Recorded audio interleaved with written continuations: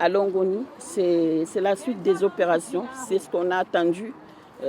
Cette opération, comme on l'a dit, et contrairement à ce qu'on veut nous faire croire ici, ce n'est pas une opération contre les Comoriens ou les Anjouanais ou contre les étrangers en général vivant à Mayotte. C'est une opération vraiment de lutte contre l'insécurité qui n'est plus à démontrer sur Mayotte. Il se passe des choses atroces, des décapitations, des choses qui devraient faire bouger les lignes mais qui ne le font pas tant que ça. Vous avez vu ici à La Réunion combien de fois on s'est mobilisé pour lancer des OCS. On n'a pas eu de soutien ni d'élus, ni d'associations humanitaires ou autres. Alors qu'on avait, je vais vous montrer des images de tout ce qu'on subit à Mayotte et qu'on dénonce ici perpétuellement, que les gens ne voient pas décidément. Et donc cette opération, on l'a demandé, on l'a attendue et on est là pour dire surtout aux autorités qu'il faut qu'ils aillent jusqu'au bout. C'est vrai, il y a le côté humanitaire qu'il ne faut pas oublier, mais nous avons affaire, avant d'avoir affaire à des clandestins ordinaires, nous avons affaire à des bandes bien organisées et bien orchestrées, parce qu'on sait qu'ils n'agissent pas tout seuls, qui sont déterminés à nuire. D'ailleurs, vous le voyez sur place, ils n'hésitent pas à affronter les forces de l'ordre avec détermination et bien armés comme il faut et bien habillés aussi parce qu'ils sont vêtus de blanc et tout.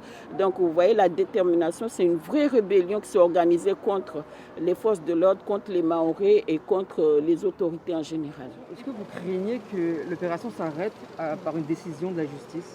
L'opération ne s'arrêtera et ne peut pas s'arrêter parce que dans le cadre où la justice trouverait le moyen, parce que comme par hasard, on a une ribambelle d'avocats qui arrivent de nulle part, on ne sait pas qui les paye parce que c'est beaucoup de frais, une dizaine d'avocats. On ne sait pas dans quel intérêt certaines personnes tiennent à maintenir cette population dans cette misère absolue et maintenir par la même occasion Mayotte dans cette insécurité absolue.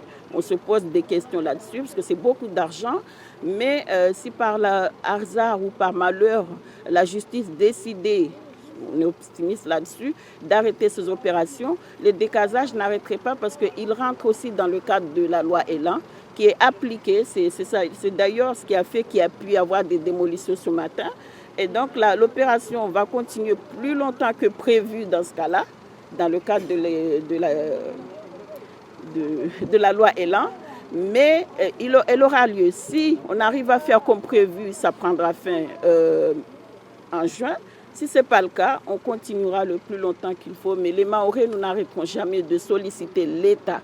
Les problèmes qu'on entend d'ici et là, des gouvernements, entre gouvernements ou de populations ou de membres d'opposition comoriens qui essayent de détourner l'affaire et régler leur compte avec les Comores, ça ne nous regarde pas. Nous, Mahorais, de La Réunion et d'ailleurs, on demande juste la sécurité à Mayotte.